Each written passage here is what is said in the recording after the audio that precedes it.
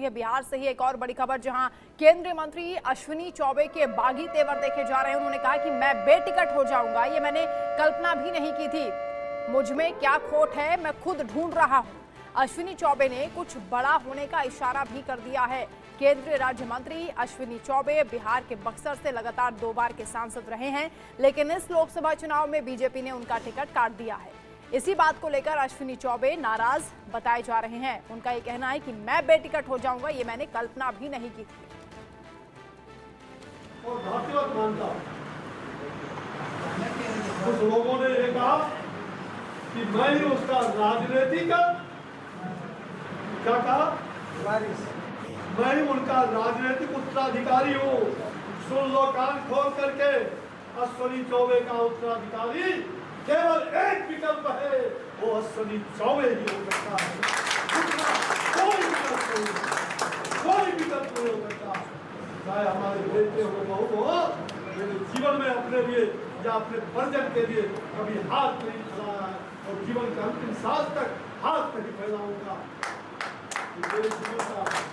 यही हमारी पूंजी है।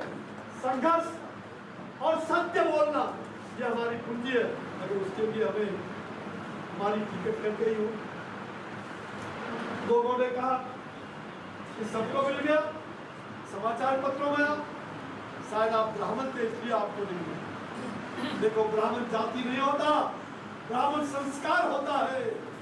ब्राह्मण एक संस्कार है जो पवित्र है, ब्राह्मण देवता होता है। लेकिन ये नकली लोग नहीं, जो दिन दीदी रात बीबी करने वाले लोग, ये नकली लोग नहीं। कान खोल करके सुन लो, ऐसे लोग वो ब्राह्मण नहीं हो सकते। संस्कार से भी कर्मकांडी हूँ, अच्छा ब्राह्मण परिवार से आता हूँ और सबको साथ लेके चला हूँ। अपने जवानी में भी, बचपन में भी और इस 72 साल के इस उम्र में भी सारे जातियों को एक साथ लेकर के। तो अश्विनी चौबे का ये कहना है कि मैं खुद ये ढूंढ रहा हूं कि मुझ में क्या खोट है। इसके अलावा शक्ति, क्योंकि हमारे साथ जुड़े हैं शक्ति, अश्विनी चौबे ने यह भी कह दिया कि मैं बक्सर में ही हूं, यहीं रहूंगा, बहुत जल्द एक बड़ा खुलासा भी कर सकता हूं। किस तरह के संकेत हैं अश्विनी चौबे के बयान से, क्या नजर आ रहा है?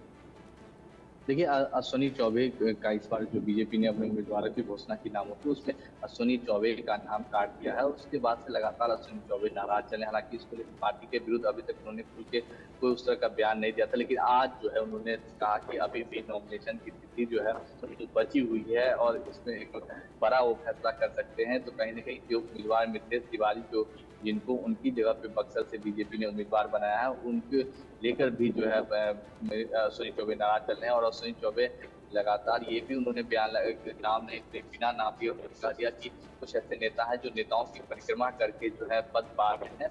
तो कहीं ना कहीं अपनी पार्टी के खासकर शीर्ष नेतृत्व को लेकर भी उन्होंने सवाल करे कि नाम बिना लिए उन्होंने इस तरह की बातें कही। और उन्होंने ये भी कहा कि वो बक्सर में ही रहेंगे और बक्सर से ही उनका उत्तराधिकारी जो होगा वो अश्विनी चौबे, उन्होंने खुद को ही अपना उत्तराधिकारी बताया। और उन्होंने ये भी कह दिया कि तिथि जो है अभी नॉमिनेशन की बची, यानी कि साफ है कि अश्विनी चौबे कुछ बड़ा फैसला ले सकते हैं और आने वाले कुछ दिनों में वो निर्दलीय चुनाव भी लड़ सकते हैं। इसकी भी उन्होंने संकेत किए हैं। अब देखना दिलचस्प हुआ कि उनका अश्विनी चौबे का अगला कदम क्या होता है। जी बिल्कुल, उनका कोई भी कदम बहुत महत्व रखता है और क्या मूव उनका होगा, इस पर नजर रखेगा। फिलहाल बहुत शुक्रिया शक्ति आपका तमाम जानकारी के लिए।